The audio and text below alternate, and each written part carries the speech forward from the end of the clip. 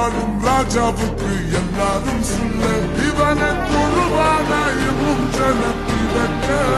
காலம் எடுத்து வச்ச சொர்க்கம் போலும் மன்னர் பேட